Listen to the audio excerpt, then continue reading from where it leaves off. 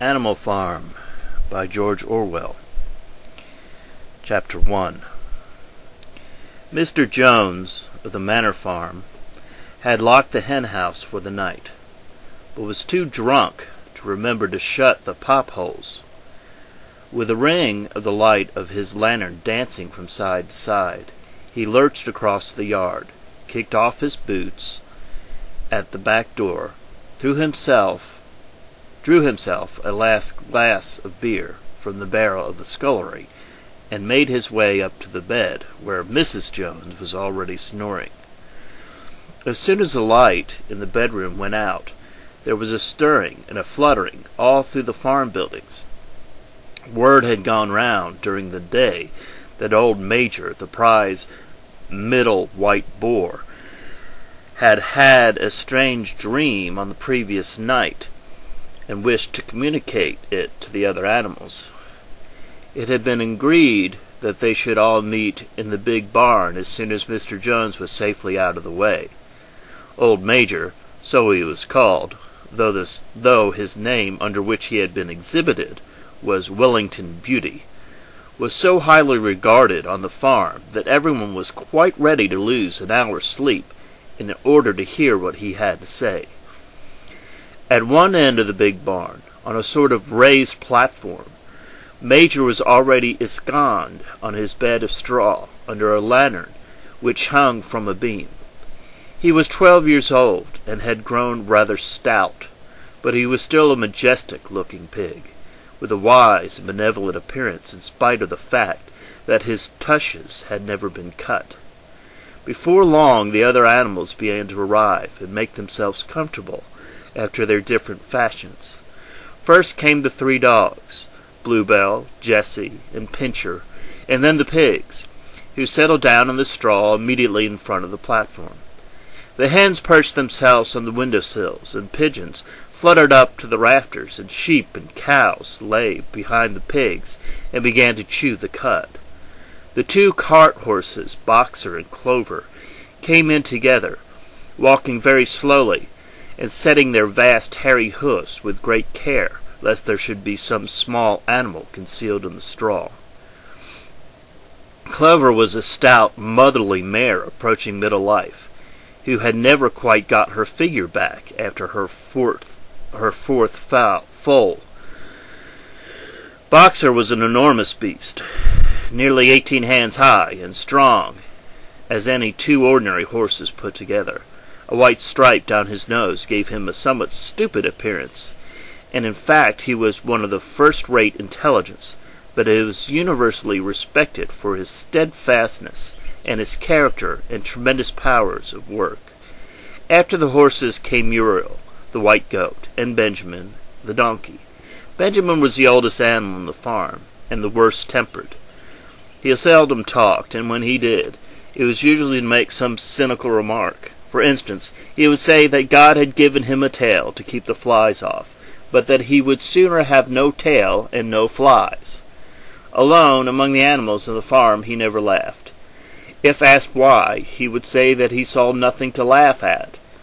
Nevertheless, without openly admitting it, he was devoted to Boxer. The 2 of them usually spent their Sundays together in the small paddock behind the orchard, grazing side by side and never speaking. The 2 horses had lain down where the brood of ducklings which had lost their mother filled into the barn, cheeping feebly and wandering from side to side to find some place where they could not be trodden upon.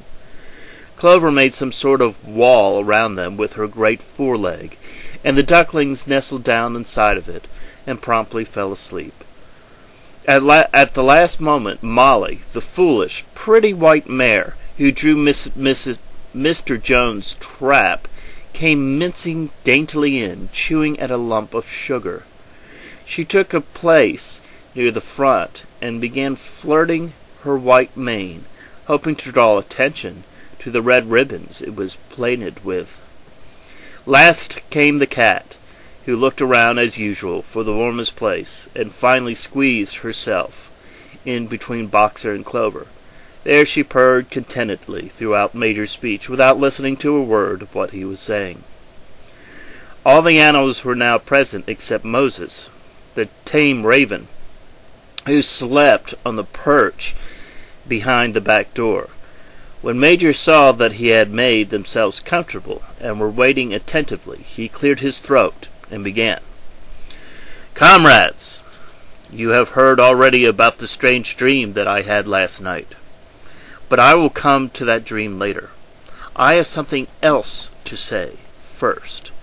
I do not think, comrades, that I shall be with you for many months longer, and before I die, I feel it is my duty to pass on to you such wisdom as I have acquired.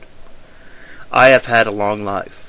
I have had much time for thought as I lay alone in my stall, and I think that I may say that I understand the nature of life on this earth, as well as any animal now living. It is about this that I wish to speak to you. Now, comrades, what is the nature of this life of ours? Let us face it. Our lives are miserable, laborious, and short. We are born, we are given just so much food as will keep the breath in our bodies, and those of us who are capable of it are forced to work to the last atom of our strength. In the very instant that our usefulness has come to an end, we are slaughtered with hideous cruelty. No animal in England knows the meaning of happiness or leisure after he is a year old.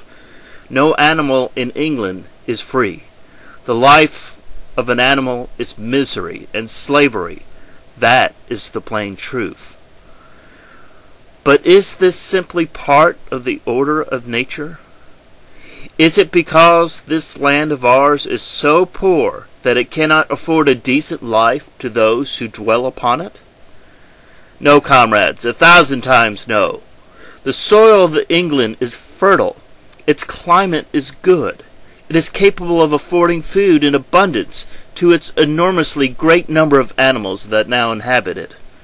This single farm of ours would support 12 horses, 20 cows, hundreds of sheep, and all of them living in comfort and dignity that are now almost beyond our imagining. Why then do we continue in this miserable condition? Because nearly the whole of the produce of our labor is stolen from us by human beings. There, comrades, is the answer to our problems. It is summed up in a single word: man. Man is the only real enemy we have. Remove man from the scene, and the root cause of hunger and overwork is abolished forever.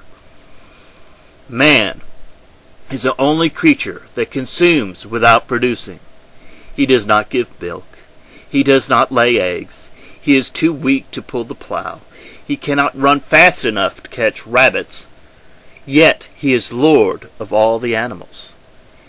He sets them to work. He gives back to them the bare minimum that will prevent them from starving, and the rest he keeps for himself. Our labors till the soil. Our dung fertilizes it, and yet there is not one of us that owns more than his bare skin. You cows that I see before me, how many thousands of gallons of milk have you given during the last year? And what has happened to the milk which should have been breeding up sturdy calves? Every drop of it has gone down the throats of our enemies. And you hens, how many eggs have you laid in the last year? And how many of those eggs ever hatched into chickens? The rest have gone to market, to bring money for Jones and his men. And you, Clover, where are all those 4 fowls you bore, who should have been support and pleasure in your old age? Each was sold at a year old. You will never see one of them again. In return for your 4 confinements and all your labors in the fields, what have you ever had except your bare rations and a stall? And even the miserable lives we lead are not allowed to reach their natural span. For myself I do not grumble, for I am one of the lucky ones. I am 12 years old and have had 400 children. Such is the nature of a pig. But No animal escapes a cruel knife in the end. You young porkers who are sitting in front of me, every one of you will scream your lives out of the block within a year. To that horror we all must come. Cows, pigs, hens, sheep, everyone, even the horses and the dogs have no better fate.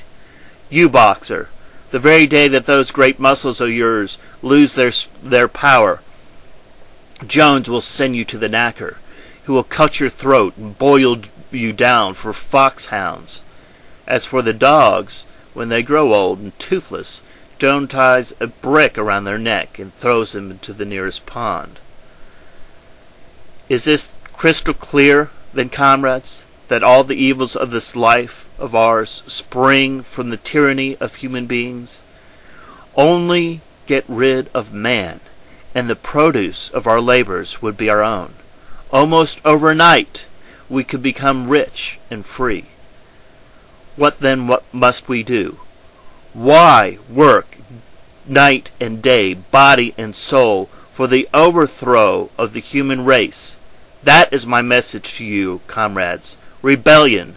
I do not know when the rebellion will come.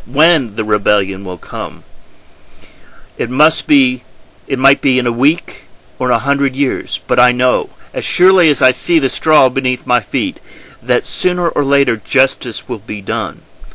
Fix your eyes on that, comrades, throughout the short remainder of your lives, and above all, pass on this message of mine to those who come after you, so that your future generations shall carry on the struggle until it is victorious.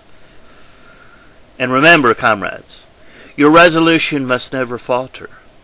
No argument must lead you astray. Never listen when they tell you that man and the animal have a common interest, and the prosperity of one is the prosperity of the others. It is all lies.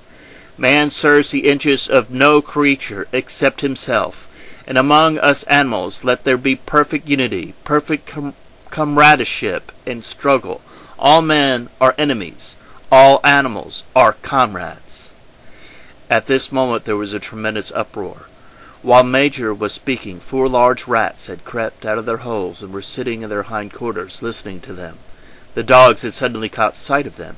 It was only by a swift dash of their holes that the rats saved their lives. Major raised his trotter for silence. "Comrades," he said, "here's a point that must be settled. The wild creatures, such as rats and rabbits, are they friends or are they enemies? Let us put it to a vote. I propose a question to the meeting. Are rats comrades?" The vote was taken at once, and it was agreed by overwhelming majority that rats were comrades. That there were only 4 dissidents, the 3 dogs and the cat, who were afterwards discovered to have voted on both sides. Major continued, "I have little more to say. I merely repeat, remember always your duty of enmity towards man and his ways. Whatever goes upon 2 legs is an enemy. Whatever goes upon 4 legs or has wings is a friend. And remember also that in fighting against man, we must not come to resemble him. Even when you have conquered him, do not adopt his vices. No animal must ever live in a house, or sleep in a bed, or wear clothes, or drink alcohol, or smoke tobacco, or touch money, or engage in trade. All the habits of man are evil, and above all, no animal must ever tyrannize over his own kind, weak or strong, clever or simple. We are all brothers. No animal must ever kill any other animal. All animals are equal."